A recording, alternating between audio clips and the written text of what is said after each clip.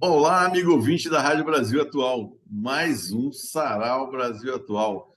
Aqui o locutor que vos fala, Sérgio Lima. Hoje eu estou aqui entrevistando dois grandes expertises do violão, professores, maestros.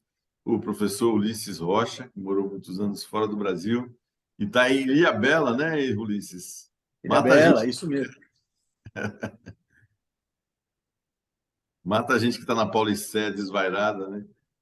E tá rolando aqui agora é a Semana da Vela, né? Então, a paisagem fica espetacular, é aqueles centenas de veleiros para cima e para baixo o dia inteiro. Muito bacana, é um momento muito especial aqui. Para quem não conhece Ilhabela, amigo ouvinte, vá ver. É um paraíso na São Paulo, né, no litoral norte de São Paulo. Aí. Recomendo você ir lá, tirar uns dias e conhecer Ilhabela. E Fábio Lima, que está aí em Curitiba. E aí, Fábio, tudo bom? Tudo bem, Sérgio? Boa noite. Que prazer estar com vocês aqui, estar com o grande Ulisses. Para mim, um prazer de verdade. E diferente aí do Ulisses, que está lá na praia com velas e aquela coisa bonita, né? No mar, aqui em Curitiba nós estamos para congelar quase. Os ventos frios em Curitiba, né? Que essa cidade, né, é na beira da serra, né? Faz um frio danado, né? 1.000 metros de altitude, praticamente, e aí você tem aquele clima de serra o ano inteiro, né? A grande Curitiba, querida Curitiba. E vamos começar então, Ulisses. O que você preparou para mostrar para o nosso amigo ouvinte? O que a gente pode ouvir aí do seu trabalho mais recente, que você está. No o meu trabalho mais recente é um trabalho de composições, quase todas as composições são inéditas, né? É um disco chamado Véu, e é um disco de violão solo, e ele tem algumas particularidades em relação aos outros discos. Nesse disco, eu estou um pouco mais lírico, tocando muitas músicas mais lentas. Eu acho que isso tem a ver com a chegada do meu neto, né? Que inclusive me inspirou, meu primeiro, que eu já estou com dois, né? Me inspirou a fazer algumas músicas nessa onda, assim, mais tranquila. E, e aí o disco todo foi saindo meio dentro dessa estética, né? E eu acho que eu vou mostrar para vocês algumas coisas aí alguns trechos desse disco. E você quer que eu comece agora? Se puder, para o nosso amigo já ir sentindo um Vou gostinho aí tocar do as seu. músicas inteiras, às vezes elas são um pouco longas, vou tocar trechos, tá? Essa aqui, por exemplo,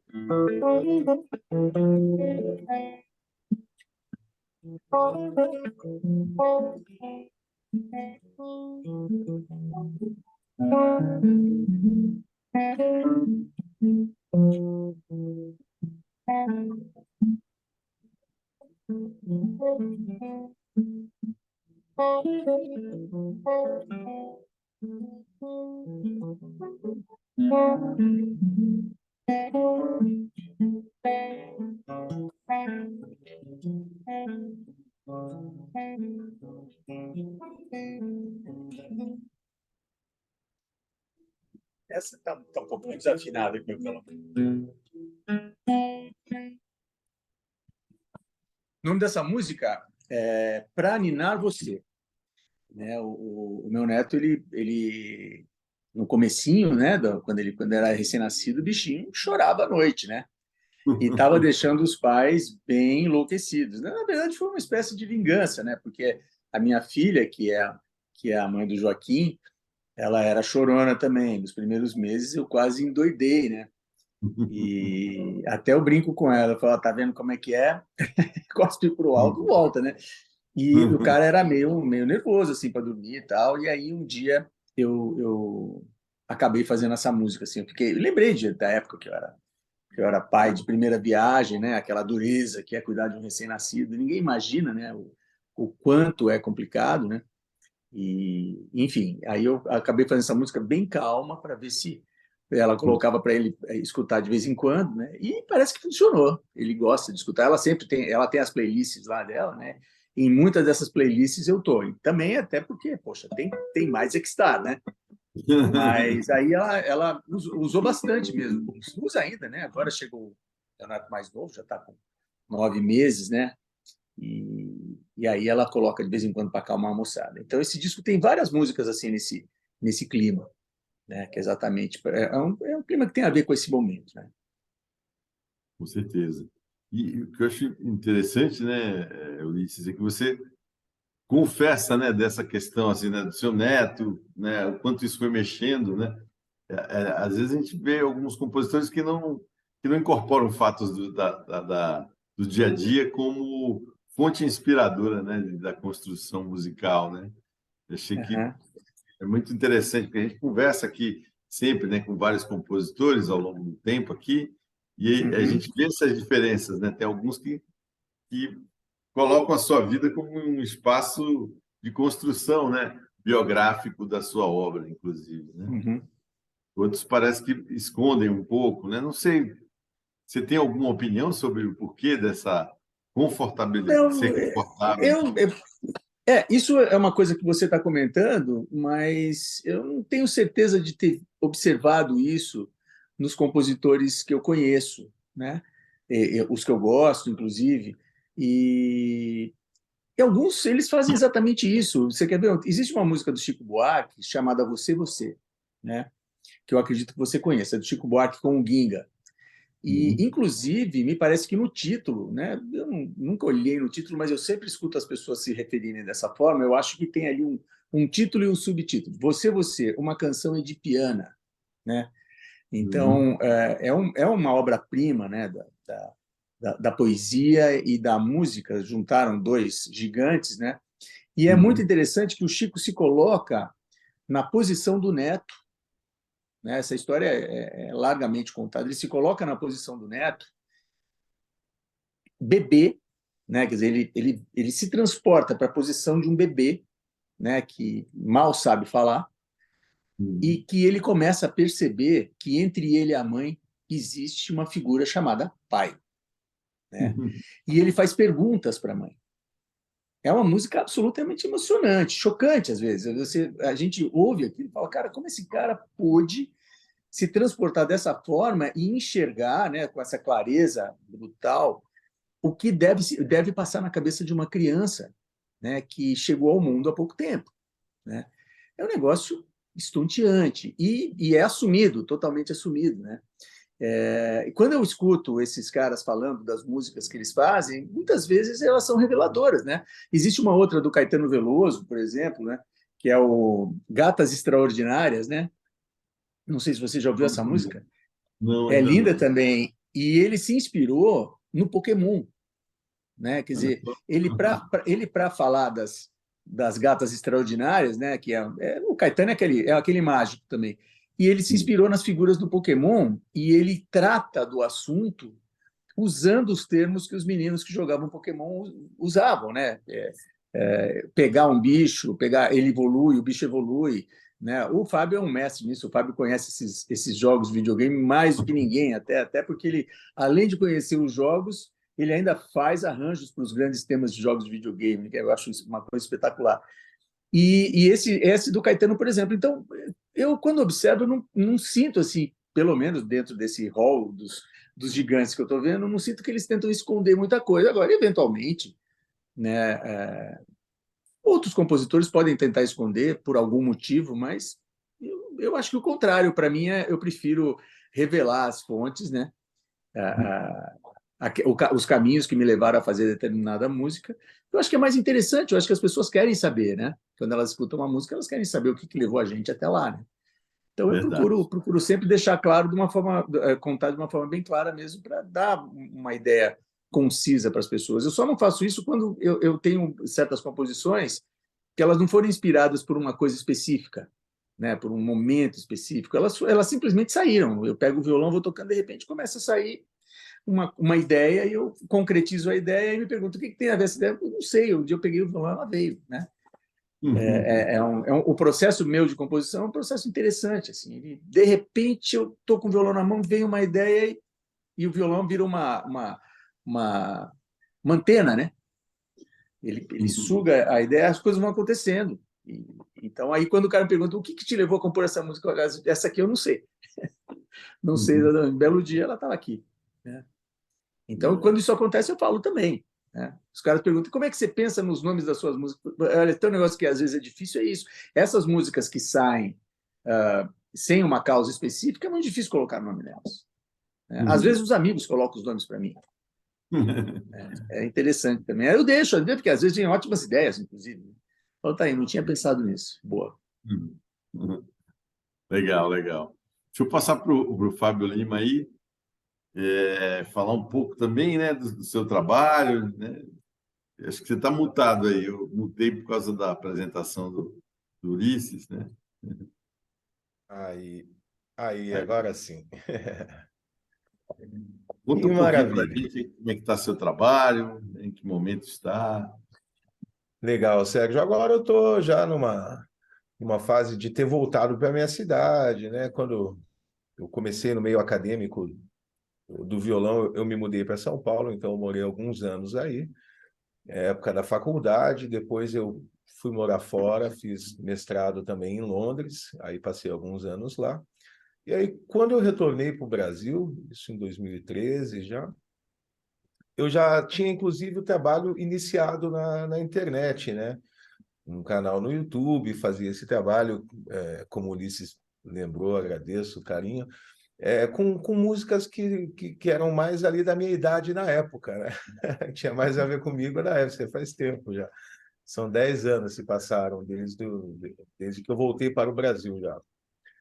E aí eu tinha planos, inclusive, de permanecer ainda na Europa, eu ia ficar por lá mais algum tempo, mas quando eu cheguei aqui, havia um volume muito grande de ofertas, né, de trabalho, muita gente querendo que eu levasse o violão, através desse trabalho que eu fiz pela internet, que inicialmente, né, como eu disse, começou com esses temas de games, de séries, de animes, aquela linguagem que fala direto com a galera até mais jovem do que eu naquele tempo, mas também mesclando outros estilos, né, que eu gosto bastante, como o rock and roll, e especialmente o violão clássico, que é a base de tudo, né, de todo o arranjo que eu faço, e assim por diante, como base o violão clássico, que é onde eu tenho formação. Então, eu decidi ficar no Brasil, passei a viajar bastante, né, para diversos lugares, aí toquei o Brasil todo, levando esse repertório. E aí, depois de um tempo, eu comecei a fazer um trabalho também pela internet com curso online, né? Que se iniciou, se não me falha a memória, em 2015. E aí foi quando eu dei um tempo com essas apresentações, parei de tocar mais em feiras, voltei a fazer aquele trabalho mais tradicional do violão clássico em teatros, faculdades, conservatórios e assim por diante.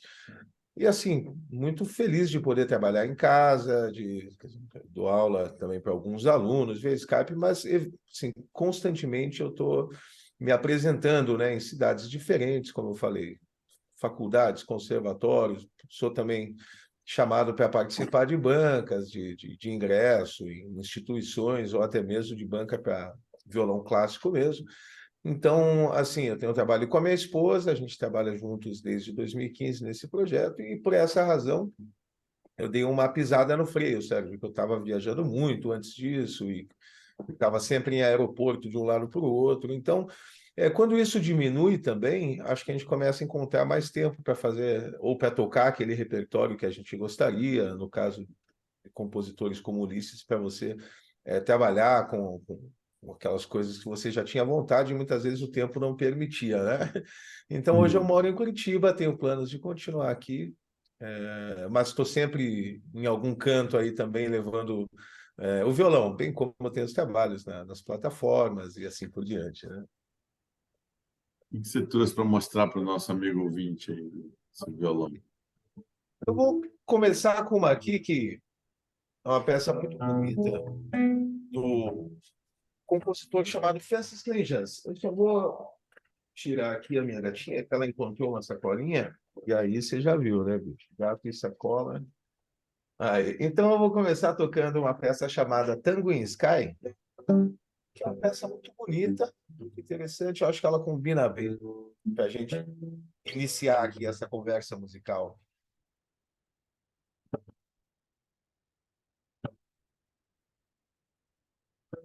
Com essas temperaturas aqui também, uma das dificuldades é a afinação do instrumento, né? É uma dureza isso. Isso que eu diga.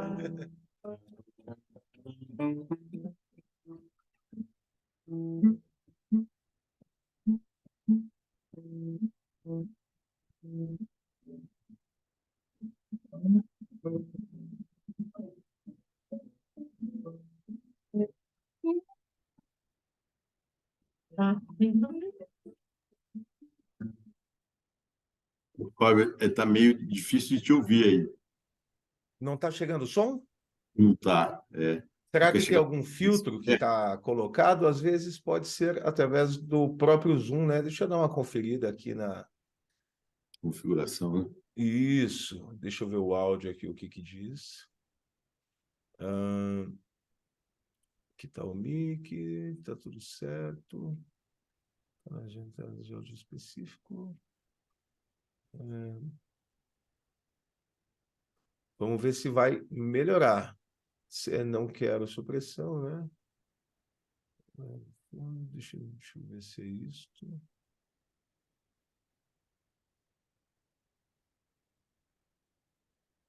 Vamos ver se agora a gente consegue resolver. Uhum.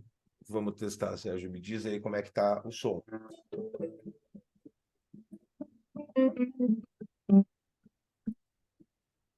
Ainda está meio inaudível. Será que não é a proximidade da tela, do captador de som? Não, porque eu estou usando o microfone, eu estou ligando na mesa aqui o procedimento que eu faço normalmente. Acredito eu que possa ser, como eu falei, alguma questão de configuração de cancelamento de ruído, às vezes, que esse tipo de plataforma pode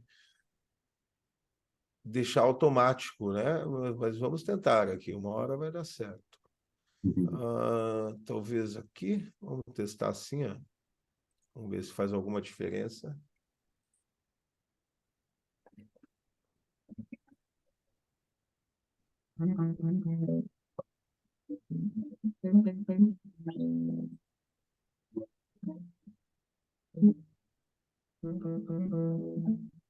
Continua bem baixo, assim. Algumas notas soam, outras não. Curioso, né? Olha que coisa mais curiosa. Vamos continuar testando Fábio, outras está configurações. rolando exatamente aquele problema do cancelamento de ruído. Pois é, Né? eu Tem um imaginei. sistema, ele tá pegando o teu violão e está apagando o teu violão completamente. Quer dizer, a tua voz sai perfeita, quando você toca, ele fica mordendo o som do teu violão o tempo todo. Pois é. Deixa eu tentar agora. Vamos ver se isso aqui cortou. Dá uma olhadinha, Ulisses. Melhorou, melhorou, agora sim. Eu vou dar um mute aqui para não atrapalhar você. Então fechou. Tá? Então agora sim. Então vamos voltar lá.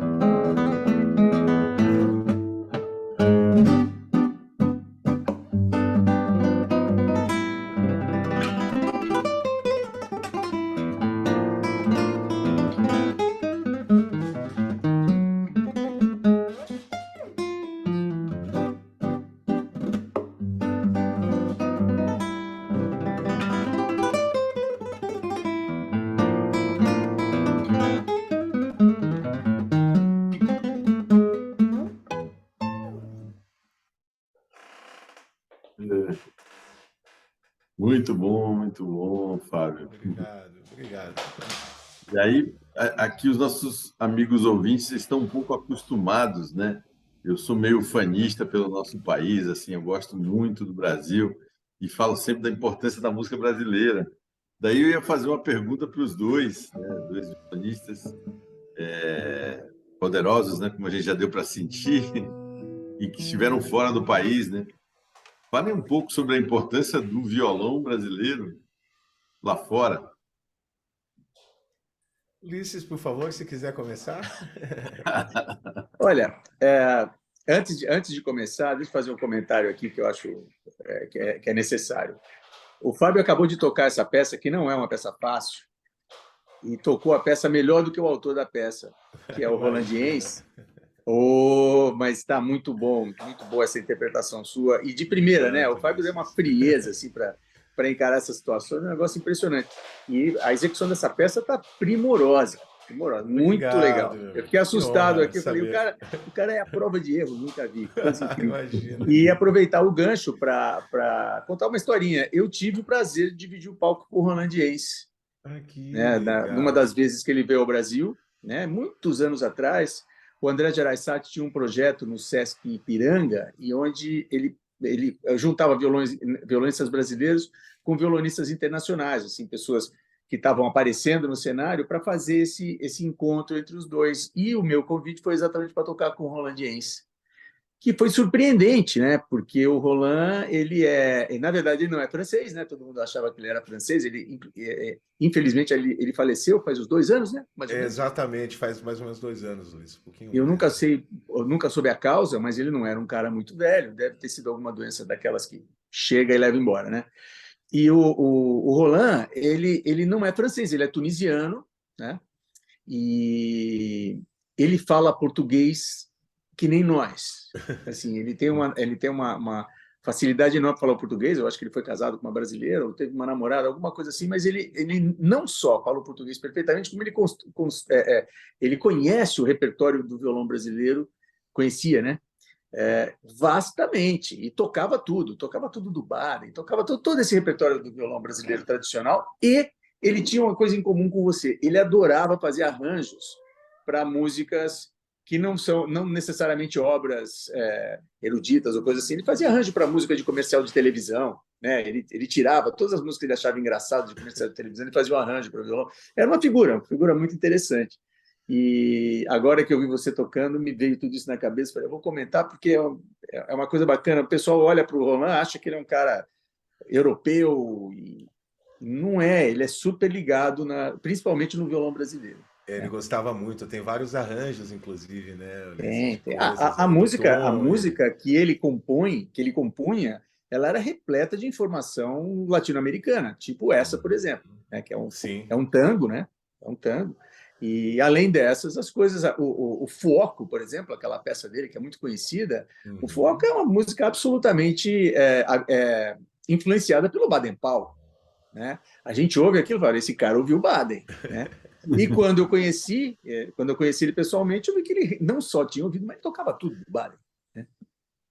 Parecia ser uma pessoa que parecia ser um cara muito gente boa, né? Eu já vi alguns vídeos dele, masterclasses e tudo. E era um excelente violonista, né, Alice? Excelente. Ele, na época, era considerado o maior violonista francês, né? Mas não era francês. Ele é radicado. Mas, enfim, também não era mais ou menos, porque tem uma ligação política, socioeconômica entre os dois países, mas, de qualquer maneira, isso é um detalhe. Mas era um cara muito legal. Mas eu conheço os vídeos dele tocando essa música, você matou a pau. Pô, obrigado, Ulisses, que honra. Mas falando do violão brasileiro, né? Eu tenho uma opinião, de tudo que eu já escutei, eu acho que no mundo existem 3 escolas muito definidas do violão. Eu não estou falando do violão erudito, né? Estou falando do violão como um todo. Assim. O violão erudito é uma subdivisão aí do violão que ele está espalhado no mundo inteiro por igual, né? Quer dizer, em todos os países do mundo, a cultura do violão erudito ela é muito parecida, né? Então, é um caminho que aglutina muita gente no mundo inteiro. Quer dizer, não é um diferencial, né? Então, é uma coisa que está aí no âmago de todos esses países. Agora, Existem 3 escolas que são muito significativas, né? Eu acho que uma delas é a Escola do Violão Espanhol, o flamenco, né? Que é uma escola absolutamente definida. A gente tem a escola do violão americano, do violão folk americano, de cordas de aço, a coisa ligada ao blues, ao rock, ao jazz, inclusive, que também é uma coisa muito definida. Eles têm algumas dessas escolas, né? Tem algumas vertentes, mas essa história do violão folk, aço, é uma coisa muito americana, né? Principalmente, tem ingleses também, eu acho que dá para falar isso, mas eu resumo como usando o termo uma escola americana. E a outra é a nossa, né? A escola do violão brasileiro, ela tem muito pouco a ver com a escola do violão flamenco e muito pouco a ver com a escola americana. É uma coisa muito brasileira, né? Outra técnica, outros caminhos, outras buscas, né? Completamente diferentes. Então, eu acho que o violão brasileiro, de cara, ele é uma das escolas mais influentes no mundo inteiro, assim como o flamenco, assim como a escola americana. Então, é muito interessante a gente observar o tamanho disso, né? Que você imaginar no mundo inteiro você ter um jeito de se tocar o instrumento que é absolutamente peculiar ao Brasil é uma coisa muito interessante. E é uma música muito rica, né? A música brasileira que se usa o violão como instrumento central é uma música muito rica. Ela passa pelo choro, passa pela bossa nova, passa pelo samba, né? E todas essas músicas, o violão sendo aí o principal instrumento condutor das melodias e harmonias. Eu acho uma coisa fantástica. A escola do violão brasileiro realmente é uma coisa única. Muito legal. Tá vendo aí, amigo ouvinte? Não sou só eu que falo, não é só os convidados, né? O professor Ulisses Rocha, mostrando aí para vocês essa questão, né, das 3 grandes escolas, né?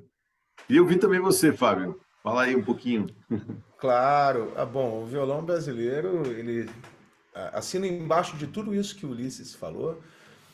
E assim, você pode perceber que a gente sempre foi muito bem representado, né? O Ulisses citou o Baden, a gente teria aqui diversos grandes violonistas, né? Especialmente que vieram depois dele. A gente tem o Rabelo e uma série de grandes nomes que levam, né, essa característica do instrumento.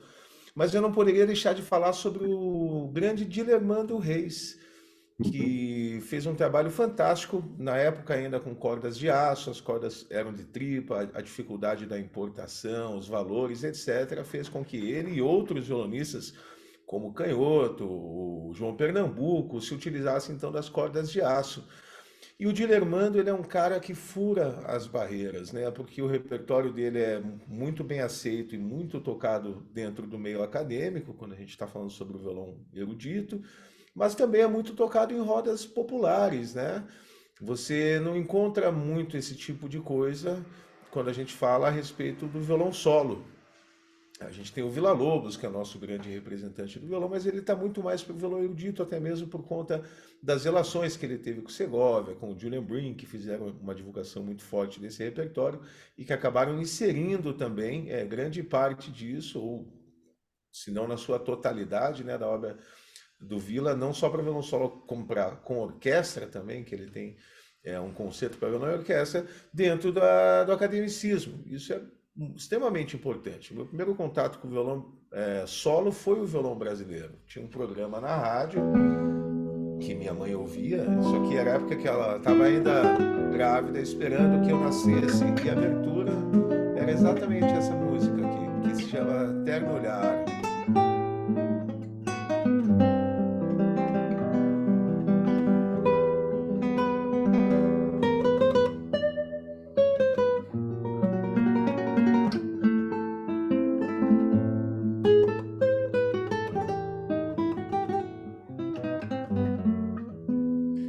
Tem músicas como Se Ela Perguntar, por exemplo. Essa é tocada nos 4 cantos do mundo.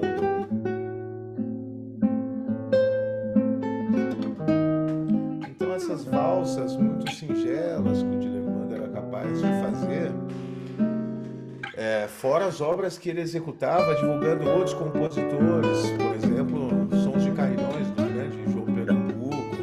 Outra obra também que é tocada, assim, você vai, né? Aqui eu não estou com a afinação afinação adequada para tocar essa música, mas só para a gente relembrar, né?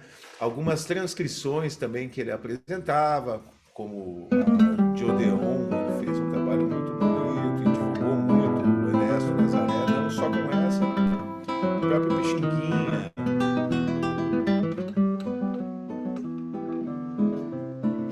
Então, assim, esse repertório ele foi contagiando o mundo todo. Você tem desde assim, dos primórdios das filmagens, gente de altíssimo gabarito executando obras do Dilermando ou obras de compositores que o Dilermando ajudou a deixar em voga, né, para esse público diferente. Depois você tem também a participação do Villa-Lobos, com esse meio acadêmico, com os estudos, com os prelúdios, repertório que é abordado em universidades do mundo todo. Eu, por exemplo, fiz mestrado na Royal Academy of Music e você tinha que tocar os estudos do Villa-Lobos, fazia parte do programa do mestrado lá. Então você tem assim, é muito fácil entender a grandiosidade do violão brasileiro, da música brasileira inserida no violão solo, ou até mesmo em outras formações, mas que se utilizam do violão, hoje através do YouTube. Então você pesquisa um determinado compositor, né? A gente tem o Radamés aqui, tem o próprio Ulisses, que hoje, que não é de hoje, né, que as pessoas consomem e tocam o repertório do Ulisses pelo mundo todo. Mas eu acho que cada vez mais isso vem acontecendo da forma mais honesta e justa que deveria, porque, assim, são coisas realmente muito mágicas, né? Realmente muito mágicas. Peço até licença aqui para tocar uma música do Ulisses, que eu gosto muito, aproveitar que ele está hoje aqui ouvindo ao vivo com a gente, e que se tornou um dos grandes hits do meu repertório. Eu não consigo fazer um concerto sem que as pessoas peçam essa música, ou ir num programa de TV sem acrescentar essa música no repertório, porque, assim, o Ulisses tem essa capacidade na composição, né, de tornar aquilo realmente muito brasileiro, é uma essência natural, afinal de contas ele é brasileiro, mas ao mesmo tempo melodias cativantes, né, que quem nunca ouviu violão, quando escuta, pensa assim, puxa, isso é muito bom. Mas você tocou tão pouquinho, quer Pois tocar? eu vou aproveitar e vou tocar aqui essa música maravilhosa do Ulisses, que é Rindo da Saudade.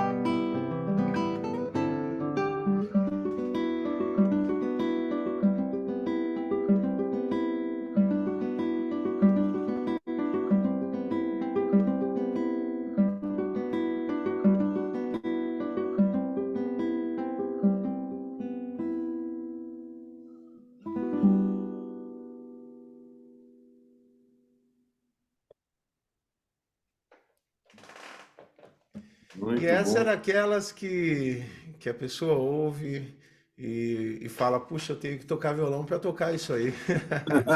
Então é o tipo de música que acaba chamando ainda as pessoas para o nosso instrumento, para a música. Então, assim, o violão brasileiro ele é muito valorizado em qualquer canto do mundo. Os violonistas brasileiros muito apreciados. A gente tem ainda em atividade alguns grandes concertistas e, evidentemente, eles estão sempre se apresentando por aí e acho que chega um momento que todos nós, né, enquanto violonistas, claro que às vezes no começo de carreira você tem um repertório que você deve seguir, existe um protocolo, um caminho, etc. Mas chega um momento em que a gente consegue achar tempo e espaço para acrescentar aquele repertório que a gente considera sempre muito importante, né, que faz reacender aquela chama, a vontade de fazer música e tocar violão, e sempre vai ter alguma relação com o violão brasileiro, quando a gente está falando a respeito de violonistas brasileiros. Eu acho que dessa forma que o violão, essa linguagem acaba se espalhando e influenciando tanta gente. Fábio, pela resposta, acho que foi uma aula aí de violão também para a gente. Imagina. Eu gostaria de fazer duas considerações aqui, que eu acho que são necessárias, né? A primeira delas em relação a essa música. Eu tenho um repertório bem vasto de composições, né? Eu componho há muitos anos, e essa era uma música que eu sempre gostei, né? Mas não foi uma música assim que tinha assim que as pessoas conhecessem tanto quanto conhecem agora, né? O que acontece é que o Fábio, o Fábio é um fenômeno, né, na internet. Ele tem mais de 1 milhão de seguidores no YouTube, que é uma soma para um violonista. Eu acho que no mundo inteiro, não sei se tem outro violonista que tem tantos seguidores como o Fábio, né? E aí um dia ele resolveu gravar essa música e uma outra música minha, Rio Acima. E a partir do momento que ele gravou essas músicas, né, nos programas dele no YouTube, as músicas estouraram, todo mundo conheceu, todo mundo me perguntava se eu tinha partitura e entrava no site, virou uma farra, né? Quer dizer, hoje realmente essa música é meio um hit, né, do violão. Tem muita gente que toca, muita gente que conhece, mas é responsabilidade do Fábio, a facilidade que ele tem de mostrar o trabalho para um volume grande de pessoas é uma coisa impressionante. E aí eu confesso que eu devo essa a você, Fábio, porque mudou completamente assim o rumo do meu trabalho, inclusive na internet, né? Quer dizer, eu acabei pegando uma carona na minha própria música tocada por você, né? Que é O muito mérito é interessante isso. todo seu, né, Ulisses? O mérito é Não, é todo nada, seu. não. Eu tenho Esse só a mérito está chance, dividido. a oportunidade de apresentar coisas maravilhosas como essa e outras, né? E tem mais coisas aí que estão por vir ainda. Então, eu adoraria, nossa, eu adoraria. Quando você põe a mão, parece virar ouro, o negócio vira outra coisa, é muito bacana isso, né? Então, e a outra coisa que eu queria comentar, pegando o gancho do Dilermando, eu vivi, quando eu era pequeno, o Dilermando ainda estava vivo, né? Então, ele era um cara, ele fazia o mesmo sucesso que o Roberto Carlos fez depois. Né? É incrível, porque não era assim. O Dilermando não era um músico instrumental que vivia nos guetos e era underground. Não era. As pessoas tinham os discos do Dilermando em casa. Né?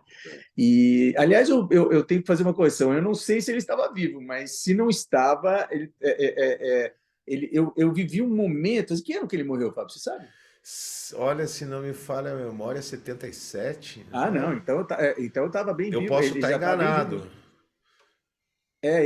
Eu nasci em 1960, né? Então, eu sei dessa história porque eu ia na casa da minha avó e ela tinha todos os discos do Dilermando, né? Quer dizer, Uhum. um ser humano normal, classe média. E aí, depois, Era eu comecei a comum. perceber que todo mundo conhecia o Dilermando Reis, era uma coisa incrível, né? Até teve 77, é isso mesmo, Ulisses. Foi Então, isso. olha só. Eu lembro que eu fui fazer uma vez um programa do Clodovil e ele quis que eu tocasse o Abismo de Rosas, que não é do Dilermando, mas ficou super famosa nas mãos do Dilermando, né? Quer dizer, é interessante como o Dilermando ele foi um fenômeno de mercado porque ele era popular como a Anitta é popular hoje, É né? É verdade, uma ele coisa tinha um muito louca programa isso. diário, né, na rádio, uma rádio nacional, e era um programa diário, Sua Majestade e o Violão. Sim, e novelas que usavam o Dilermando como fundo musical. Então, se ela perguntar, eu vi pela primeira vez numa novela. Eu fiquei encantado, que é uma melodia genial, né? Essa que você, uma das que você deu exemplo aí, é uma melodia absolutamente inspirada, né? E era tema de novela, quer dizer, era um momento onde a gente tinha uma música mostrada para o público muito mais democrática, né? Que mostrava pessoas, cantores, mas também mostrava os instrumentistas, e o Dilermando foi um cara que ocupou aí um espaço dentro desse cenário que foi monumental. Um cara que quase chegou nesse nível de popularidade também foi o Baden, né? O Baden é outro cara que ele também era conhecido, as pessoas sabiam quem era Baden Powell, né? Também compôs músicas maravilhosas, tocava aquele violão infernal. Na primeira vez que eu vi o Baden, tem certas coisas que eu não esqueço, né? Eu lembro muito do meu pai. Meu pai era um cara muito bacana e eu gostava de ver televisão com ele. Aí um belo dia estava no programa da Hebe Camargo. Eu tinha 5, 6 anos de idade, mas eu lembro disso. Ele falou: esse cara toca bem violão. Que era o Baden, né? Aí novinho ainda, tal. Então, como ficou diferente o cenário durante o tempo, e agora eu acho que está voltando um pouco esse negócio da internet, né? Criou-se um outro canal de vazão de informação musical que está trazendo muitos instrumentistas à tona, né? Que é muito bacana. Mas, enfim, eu só queria fazer essas considerações, que o Dilermando é um assunto muito rico, né? Para ser abordado, porque é um cara que realmente foi como o Fábio mesmo falou, ele foi um cara que destruiu barreiras, né? Ele atravessou todas elas. Muito legal que você falou, né, Ulisses, sobre a questão da democratização, né, do espaço, né? Você acha que, de algum jeito, a nossa música ela empobreceu por essa não democratização? Eu falo que essa rádio aqui é a rádio que toca, né, vários músicos, né? E a gente gosta muito de fazer parte dela exatamente por isso, porque é um espaço democrático, assim, não tem jabá, né? Não tem conciliação, né, nenhuma para mostrar o serviço, os trabalhos que existem, né? O que você acha que aconteceu com a nossa cultura?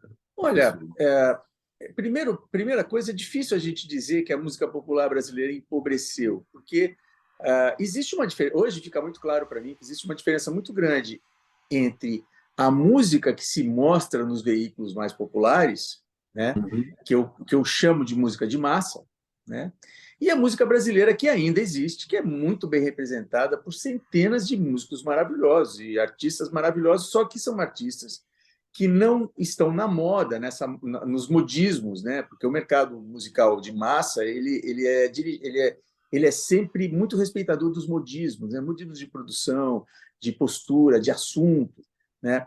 Então, se você vê assim a música brasileira que toca na rádio, que aparece na televisão, é uma música brasileira, é muito mais um entretenimento do que arte, né? Quer dizer, é uma música para as pessoas curtirem, para as pessoas dançarem, né? Mas, ao mesmo tempo disso, existe uma vida musical enorme que não tem acesso à televisão, que está muito dedicada, a televisão e a rádio estão muito dedicados a essa fatia da população, né? Que é a maior parte da população brasileira. O meu relógio aqui está querendo falar, não sei por quê.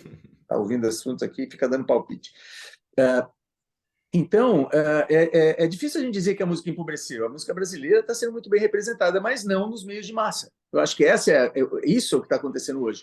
Nessa época do Dilermando, esses músicos que hoje estão no subsolo, né, que estão desenvolvendo uma realidade underground, eram os caras que apareciam no programa da Hebe, né? Altamiro Carrilho, Baden Powell, todo mundo que deixou uma obra, né, desse período eram pessoas que iam para a televisão e para o rádio normalmente, né? Eu escutava Hermeto Pascoal e Egberto Gismonti na rádio difusora de São Paulo, né, indo para a escola, né? Então, o que mudou foi isso. Eu acho que tem um foco diferente e que mostra sempre, muito mais vantajoso economicamente, né, mostrar essa música que está mais ligada ao entretenimento, né? Mas não quer dizer que a outra música esteja morta. Ela só está caminhando por um outro caminho, né? É uma outra trajetória e que encontra muita gente interessada aí nesse miolo também. Você sabe que eu acho que o grande fenômeno que ocorreu, na verdade, no meio desse processo, foi o desaparecimento da curadoria, né? Então, antigamente, você tinha, para entrar numa gravadora, você tinha que agradar o produtor da gravadora. Quer dizer, o cara, era ele que dizia se era bom, se era ruim. Aí gravava, colocava no mercado, as pessoas conheciam e gostavam, né? Hoje, com a internet, acabou essa figura. Quer dizer, qualquer um que tem um trabalho, ele bota o celular na frente, grava e vai para a internet. E todo mundo, se o trabalho for consistente, for interessante e bem montado, as pessoas vão conhecer e vão aderir, né? Que é o que aconteceu com o Fábio. Né? Então, os meios mudaram, mas eu acho que não houve um empobrecimento da música. Aliás, pelo contrário, né? Acho que a música que eu gosto não toca na televisão e no rádio. Né? Tem muitos artistas maravilhosos que poderiam estar lá e não estão, mas não quer dizer que ela esteja morta ou que empobreceu. Excelente explicação, professor. O nosso amigo ouvinte aqui está acostumado a ver eu ficar falando dessas coisas, uma espécie de posicionamento político, né? Eu acho que a nossa rádio ela tem muito, né, a ver com isso, né? Então a gente acaba sendo meio também, vamos dizer assim, um ativista, né, dessa questão, né? A cultura brasileira é tão forte e, ao mesmo tempo, você vê coisas que você falou, né? O entretenimento mais do que a cultura mesmo, alguma coisa que traga, né? Vamos dizer assim, substrato para quem está ouvindo, né? É mais mais isso que você falou. É uma música de consumo que passa ali um tempo e desaparece mesmo, né? Até do próprio. E é uma Mas, música muito funcional, né? É uma música muito funcional. As pessoas dançam, sabe? Toca nos bailes, o pessoal quer ir no fim de semana ver um rodeio e tem lá a música que o pessoal. Que, na verdade, eu já até participei, como músico profissional, já acompanhei alguns artistas, né? E eu participei de algumas dessas. Subi em alguns desses palcos, né? E é interessante que ninguém vai lá para ver música nenhuma. O pessoal vai lá para beber, para namorar, sabe? Para se dar bem e tal. É outra história, é um evento, né? E os caras estão lá para animar esse evento. Quer dizer, é uma coisa válida. Não digo que seja ruim, não, tá certo, tá maravilhoso. O que acontece é que os veículos dão muito mais atenção para esse tipo de coisa, porque tem um volume muito maior de gente interessada nisso. Né? Isso que é evidente. Isso é resultado, lógico, de uma política cultural, é resultado mas é, de certa forma, uma coisa que acontece no mundo inteiro, né? Isso não é privilégio do Brasil. Né? Então, é uma coisa com a qual a gente tem que lidar. Mas está tudo certo. E dentro dessa amostragem também, né, de uma música que está mais ligada ao entretenimento, tem muita gente talentosa aí, né?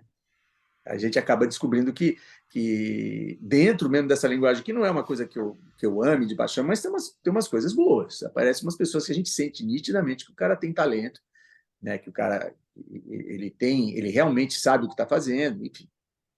São coisas da realidade. Eu acho que mudou muito. O que mudou realmente foi esse foco, né, dos grandes meios de comunicação que eles estão perdendo para a internet. Né?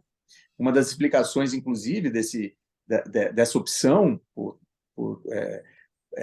priorizar o entretenimento é o fato de eles estarem perdendo o caminho para a internet. Então, eles têm que atingir uma faixa que está ligada ainda à televisão. No meu caso, eu estou muito pouco ligado à televisão hoje em dia. Tudo que eu quero, eu vou buscar na internet. Né? Então, a gente está vendo as emissoras desmoronarem, assim como as gravadoras desmoronaram. Né? As gravadoras elas foram todas para o beleléu. Quer dizer, elas passaram a atuar de uma outra forma também. Mas acabou aquela história de disco. Ninguém mais faz disco. Entendeu? Enfim, é uma coisa complexa, mas eu acredito que tenha. Acredito não, eu vejo. Né, que tem a música brasileira que a gente gosta, que nós, músicos, gostamos, e dos intelectuais, ela está aí. Ela está super viva e super bem representada. muito, muito legal. Você deu uma aula aí para a gente também dessa questão. E, infelizmente, como tudo que é bom vai findando, né? Estamos chegando perto do final do programa. E eu queria ouvir mais uma peça, professor Ulisses, aí para nós, e depois o Fábio também, né, para se despedir do nosso público aí, agradecendo já de antemão aí a participação de vocês. Maravilha. Vou tocar uma composição minha chamada Perto do Céu.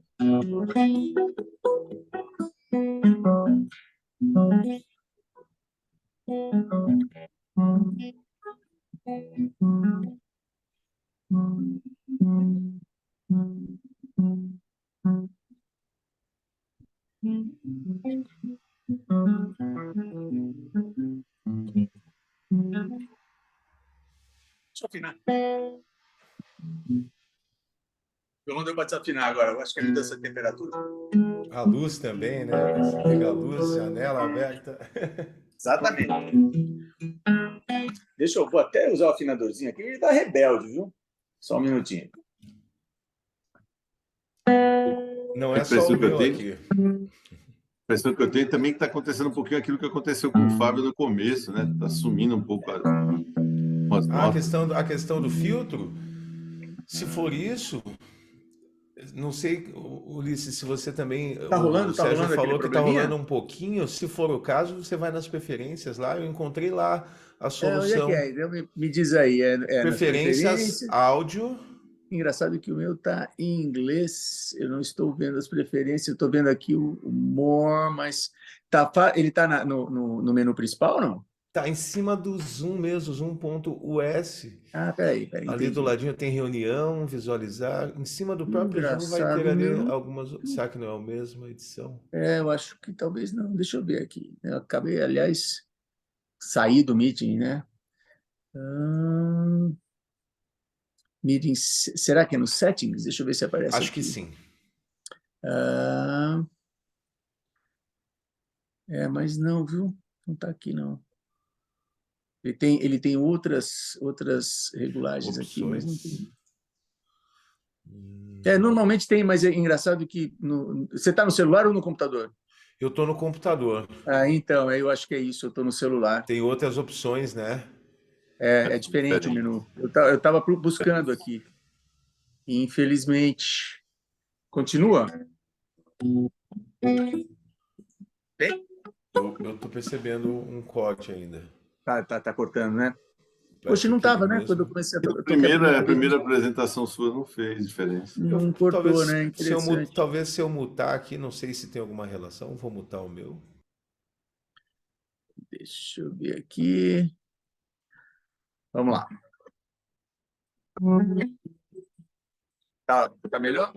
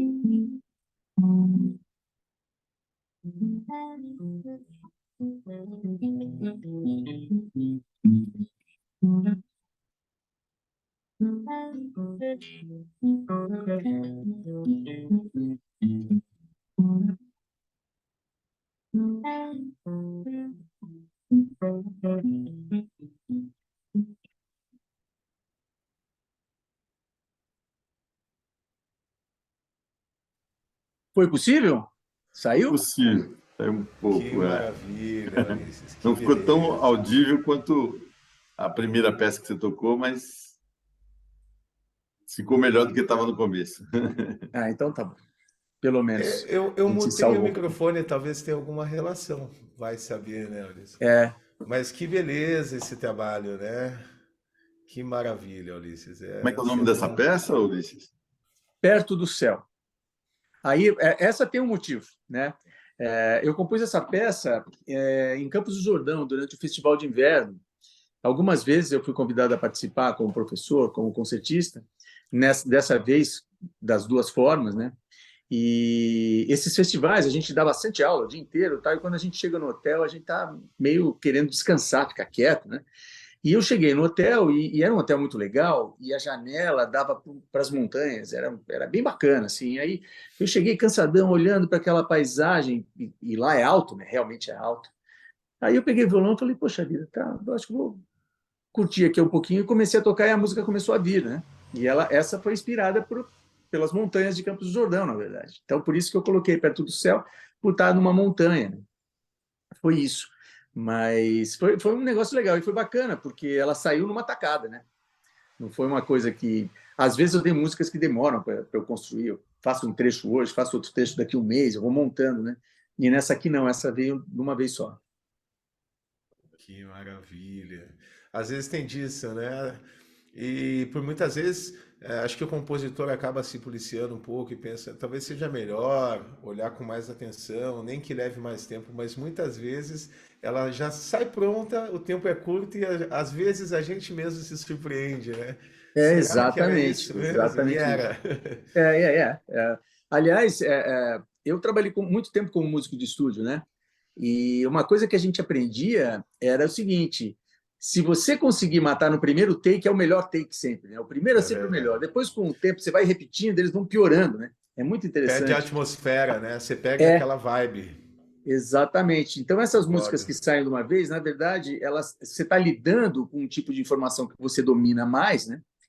E que você não tem barreira, e aquilo sai normalmente, porque você não está interferindo, na verdade, você não está interferindo intelectualmente no trabalho, você está deixando ele fluir, né? Então, essas músicas que saem mais rápido são aquelas que as pessoas também reconhecem com mais facilidade, né? Que elas se identificam com mais facilidade exatamente porque não tem muitas barreiras, né? E essa aqui, ela saiu assim, ela não saiu com esse arranjo, né? Ela, na verdade, quando eu fiz essa música, a primeira gravação foi com um grupo.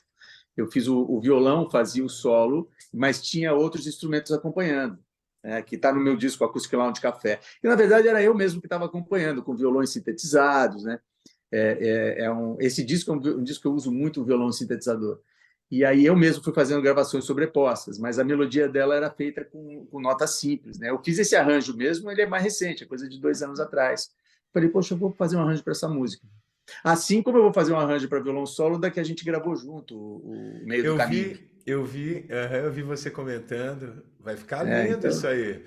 então, eu estou Mas não querendo fazer. começou Ela já está ainda. quase pronta, na verdade. Só falta dar um Ah, é? acabamento. Já Ah, já está encaminhado então. está encaminhado já.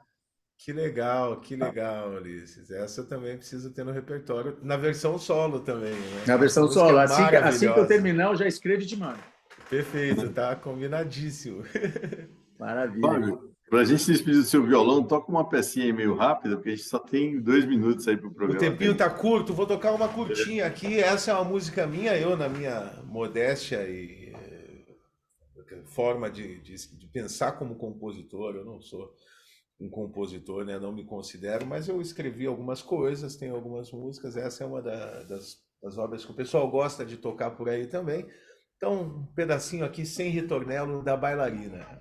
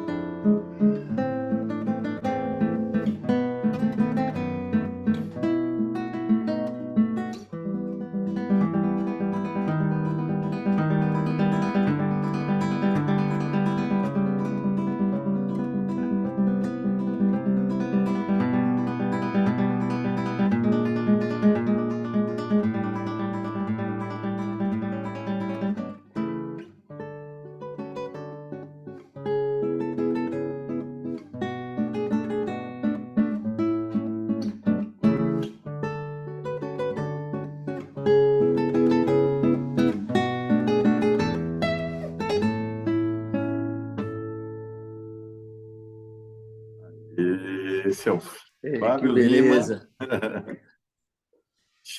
Somos xará no sobrenome, mas não temos É parentesco. verdade. Mas agradecer muito aí a presença do Fábio Lima, a indicação aí do professor Ulisses Rocha para aqui tocar conosco aqui. Foi muito bom, muito gostoso, uma hora que passou muito rápido. E agradeço a você, amigo ouvinte da Rádio Brasil Atual e o amigo espectador do YouTube, do Facebook. Peço a você, indique nosso programa, né? Mande o link para os seus amigos, fazendo com que a gente saia do infinito da internet, tá certo? Esse programa tem a produção da Denise Souza e o Fábio Balbini, que faz a edição de som, dessa rádio que é a Rádio Brasil Atual, a rádio que toca música que as outras não tocam, que dá notícia que as outras não dão. Muito grato, Ulisses. Quer dar um tchau aí para o nosso amigo ouvinte? Eu que agradeço a oportunidade, Sérgio. Foi um prazer enorme estar aqui participando desse programa com o Fábio também. A gente tem muita afinidade musical, é muito bacana quando a gente tem tempo, né? Tem aquele tempo para fazer as coisas juntos, é sempre muito bom. A gente gravou já 2 vídeos juntos e em breve vamos gravar mais um, né, Fábio? Já tem umas coisas na linha aí. Mas enfim, é sempre um prazer estar com ele e agora de te conhecer e participar do programa. Agradeço. E aí, Fábio, dá um tchau também para o nosso amigo ouvinte. Olha, foi um prazer, que noite maravilhosa, para mim uma honra estar com o Ulisses aqui. Na verdade, esse projeto nosso aí é para se tornar um álbum que a gente vai lançar depois nas mídias aí, nas redes, né? Aos pouquinhos a gente vai chegar lá, né, Ulisses? Pô, com certeza. Esse ano mais uma a gente encaçapa e aí a gente vai se organizando. É complicado as agendas e tudo, mas é sempre um prazer tocar com o Ulisses, sempre um prazer estar batendo esse papo. A gente tem uma amizade, conversa por fora e tudo mais, mas é sempre um prazer nos encontrarmos assim de uma forma profissional. E agradeço mais uma vez a indicação, Ulisses. Obrigado, Sérgio. Um abraço forte para todo mundo que está de ouvido aqui e fiquem ligados, né? Continuem compartilhando, ajudando a rádio, porque como o Sérgio falou, né? Toca músicas que as outras não tocam e dão as notícias que as outras não dão. Acho que isso já diz muito. É isso aí, amigo ouvinte. Ficamos por aqui. Semana que vem tem mais Sarau Brasil Atual. É só aguardar às 9 horas. Agora o programa com 1 hora só de duração. Um grande abraço. Até semana que vem, amigos.